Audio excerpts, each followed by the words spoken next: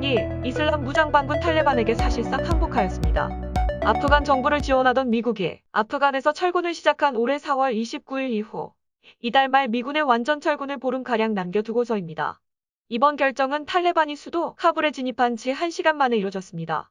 당시 반군은 전사들에게 더 이상 수도로 밀고 들어가지 말란 지시를 내렸다며 무력으로 점령할 계획이 없다고 밝혔습니다. AP통신 등 외신에 따르면 탈레반이 15일 카불과 인접한 동쪽 날라바드를 차지하면서 아프간 34개 주도 중 25개가 탈레반 손안에 떨어졌습니다. 아프간 정부가 카불 수성을 위해 주변 지역에 군사력을 집중시켰지만 이렇다 할 교전 없이 무력하게 함락되었으며 일부 도시의 경우 정부군이 저항을 포기하면서 반군이 무혈입성하였습니다. 국도 대부분을 장악한 탈레반이 수도 카불 관문까지 진입하고 정부 측에 투항을 요구하자 결국 평화로운 정권 이양을 약속하며 항복하였습니다. 이슬람 무장반군 탈레반은 미국을 겨냥한 2001년 9.11 테러 뒤 범행 배후인 국제테러단체 알카에다의 수장 오사마 빈 라덴을 넘기라는 미국 요구를 거부했다가 미국으로부터 침공을 당해 정권을 빼앗겼으며 20년 동안 국제사회의 지원을 받는 아프간 정부와 전쟁을 이어왔습니다. 미군이 2001년 11월 13일 카불을 점령한 이후 20년간 테러와의 전쟁으로 시작한 미국의 아프간 재건 노력은 제2의 베트남 패전이란 오명을 남겼습니다. 당초 미 정보당국은 탈레반이 카불까지 진입하려면 빨라도 철군 후 6개월에서 1년가량 걸릴 것으로 판단했습니다. 하지만 예상보다 훨씬 빠른 탈레반의 아프간 권력 장악으로 조 바이든 미국 대통령의 철군 지시에 대한 비판 목소리가 커질 것으로 보입니다. 15일 AFP 통신에 따르면 압둘 사타르 미자괄 아프간 내무장관은 평화적인 권력 이양이 있을 것이라고 밝혔으며 아프간 사람들은 우려하지 않아도 된다. 도시에 대한 공격은 없을 것이라고 강조했습니다. 반군의 압제적 통치가 현실화하면서 현재선 이를 피해 국외로 떠나려는 아프간 대탈출 행렬이 이어지고 있습니다. 이달 말로 철군 시한을 제시한 미국은 이날 카불 주재대사관 외교관들의 철수를 시작했습니다. 영국 역시 아프간 주재자국 외교관을 오는 16일까지 현지에서 탈출시키고 3천여 명의 자국민을 대피시키기로 했습니다. 현지 자산가들 역시 도피에 나섰으며 아프간 매체 톨로뉴스는 아슈라프 간이 아프간 대통령이 타지키스탄으로 떠났다고 전했습니다. 이날 카불 하미드 카르자이 국제공항에는 해외로 탈출하려는 인파가 몰려들었습니다. AP통신은 현재 항공사 항공편은 다음 주까지 예약이 꽉 찼으며 공항 터미널 밖 주차장에 마련된 항공권 판매 창구에는 표를 사려는 사람들로 줄이 늘어졌다고 설명했습니다. 외국으로 떠날 형편조차 안 되는 시민들의 상황은 매우 처참합니다. 최근 탈레반 점령지에서 강제 징집과 강제 결혼 등 인권이 20년 전으로 돌아가는 상황이 이어지자 최근 며칠 새 2만 가구, 약 12만 명이 무장 조직의 손길이 미치지 않은 카불로 몸을 피해왔습니다. 황급히 몸만 빠져나온 이들의 대부분은 공원이나 거리에 머물고 있습니다. 이제 이들 앞에 놓인 선택지는 고국을 등지거나 탈레반의 공포 정치를 받아들이는 것뿐입니다. 현재 아프간과 국경을 접한 파키스탄에 등록된 아프간 난민 수는 140만 명, 미등록 난민까지 합치면 300만 명에 달하며 앞으로 이 숫자는 기하급수적으로 늘어날 것으로 예상됩니다. 카리브해 섬나라 하이티에서 규모 7.2의 강진이 발생한 이틀 만에 사망자가 1,300여 명을 넘어서는 등 피해 규모가 눈덩이처럼 크게 불어났습니다. 부상자는 2,800명, 실종자 수는 파악조차 되지 않고 있어 더 큰 피해가 우려되고 있습니다. 여기에 하이티를 향해 열대성 태풍 그레이스까지 다가오고 있어 추가 붕괴와 구조 차질도 우려됩니다. 하이티에서는 14일 오전 8시 29분경 푸티트루드니프에서 남동쪽으로 13.5 떨어진 곳에서 규모 7.2의 지진이 발생해 규모 4.5의 여진이 10여 차례 이어졌으며 한때 쓰나미 경보도 발령됐습니다. 이번 강진은 이웃나라인 도미니카 공화국과 자메이카, 쿠바 등에서도 감지되었습니다. 하이티 당국은 가옥 1만 3천여 채가 파괴되고 3만 가구가 집을 잃었다고 전했습니다. 하이티에서는 지난 2010년에도 규모 7.0의 지진이 발생해 최대 30만 명이 목숨을 잃은 바 있습니다. 하이티는 빈곤율이 60%에 달하는 극빈국이며 지난달 조분의 모이즈 대통령의 피살로 하이티 혼란이 극심한 상황입니다. 집 융자는 제가 제일 잘합니다. 표정원 융자. 한 곳에서 시작된 안정된 미래. 선우엔 선우보험. 주택, 렌트 관리, 상가 건물 전문. 이선미 부동산, 허리가 아프면 허리하세요. 초이스원 헬스센터, 크레딧 카드 빚 최대 80%까지 탕감해 드립니다. O3 컨설팅, 감동을 주는 건강한 김치, 코리아 김치, 메디케어, 오바마케어 전문 이정숙 보험, 40여 년간 교민 여러분과 함께 성장해온 애틀란타 종합보험. 파격적인 할인 상품권을 제공해 100만 명에 달하는 사용자를 끌어모았던 모바일 결제 플랫폼 머지포인트가 상품권 판매를 돌연 중단했습니다. 머지포인트는 편의점과 대형마트에서 현금처럼 사용할 수 있는 바우처를 제공하는 할인 결제 모바일 플랫폼입니다.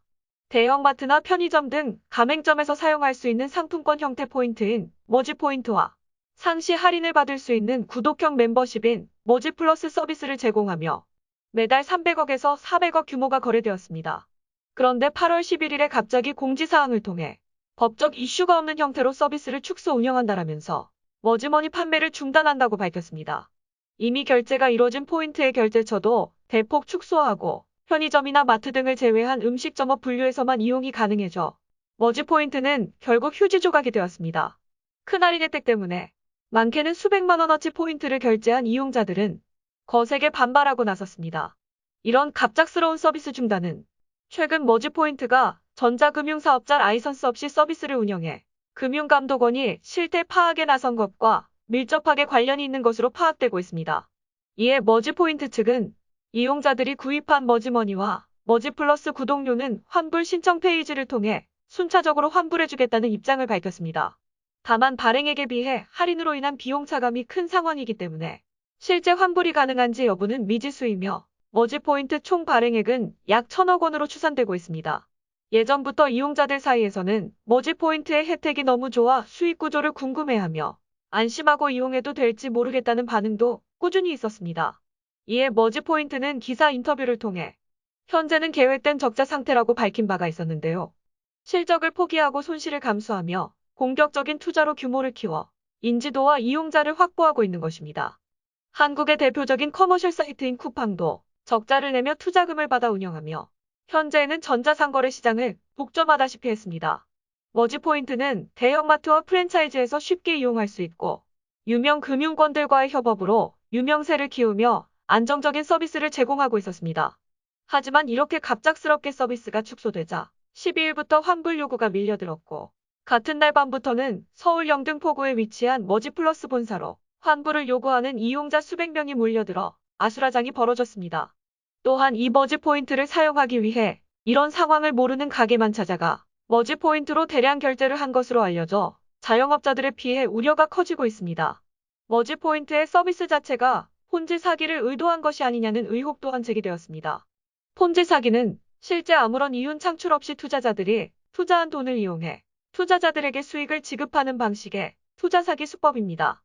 금융당국은 이번 사태의 피해 최소화를 유도하겠다고 밝혔으나 방법이 제시되지 않아 이용자와 자영업자의 불안을 해소할지 의문이 제기되었습니다. 일부 이용자들은 머지포인트가 큰 규모로 사업을 벌여오는 동안 금감원은 왜 인지를 못한 것이냐, 금감원도 이번 사태의 책임을 져야 한다는 등 비판글을 인터넷에 올렸습니다. 이번 머지포인트 사태로 디지털 금융이 빠른 속도로 활성화된 반면 소비자 보호 장치는 미흡한 점이 여실히 드러났습니다. 금융당국의 한 관계자는 이번 논란처럼 만약 간편 결제 업체가 사고가 나서 먹튀하는 일이 발생하면 어떻게 할 것이냐며 디지털 금융이 주는 편익과 혁신만 보지 말고 그에 따른 위험이 얼마나 있는지 따져봐야 할 때라고 말했습니다. 미국 팝스타 브리트니 스피어스의 친부가 13년 만에 후견인 자리에서 물러나기로 결정했다고 워싱턴 포스트 등이 12일 보도했습니다. 스피어스는 2008년 정신적 불안정을 이유로 친부 제이미 스피어스가 후견인으로 지명된 이래 자신의 삶이 통제당했다고 주장하며 그의 후견인 지위 박탈을 요청하는 법정 다툼을 벌여왔습니다. 지난 23일 미국 로스앤젤레스 카운티 고등법원에서 진행된 성년 후견인 변경 청구 소송에서 후견인인 친부 제이미 스피어스에 의해 지난 13년간 착취당했다며 그의 후견인 자격을 박탈해달라는 탄원서를 제출한 이후 이뤄졌습니다. 뉴욕타임스가 입수한 비공개 법원 기록에 따르면 브리트니는 2014년부터 친부의 후견인 권한 중단을 법원에 요청해온 것으로 나타났습니다. 브리트니의 법률 대리인은 알코올 중독 이력이 있는 친부가 다시 술을 마시기 시작했다는 의혹 등 여러 이유를 들며 후견인을 바꿔달라고 요청한 것으로 알려졌습니다.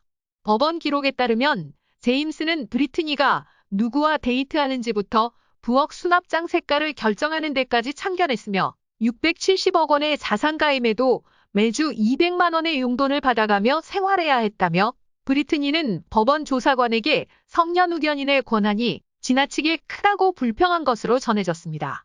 이 탄원서는 지난달 26일 로스앤젤레스 카운티 고등법원에 접수됐으며 후견인을 친부 대신 공인회계사로 교체해달라는 내용이었습니다. 스피어스 측은 이날 결정에 대해 그가 후견인 자리에서 물러난다고 인정한 것을 기쁘게 생각하지만 스피어스에 대해 계속되는 그들의 공격은 실망스럽다. 지난 13년간 딸 재산 수백만 달러를 착취하는 등 과거 행적을 계속 조사해 나갈 것이라며 법정 다툼을 계속할 것을 예고했습니다.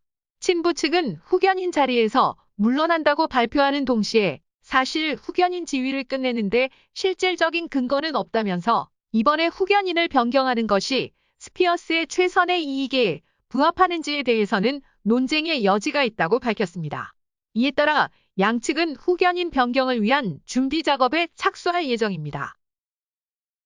러빙엔즈 방문간호에서 간병 전문의를 모집합니다. 주 업무는 고객분들의 일상생활 보조입니다. 합법적으로 근무가 가능한 조지아 거주자분들은 모두 지원 가능합니다. 애틀란타 직업전문학교에서 2021년도 신입 학생을 모집합니다. 메디컬 어시스턴트 학과, 미디어 영상학과가 개설된 본교 입학 문의는 전화로 상담 가능합니다. 애틀란타 TV는 러빙엔즈 시니어 센터, 수지 홈케어가 함께합니다.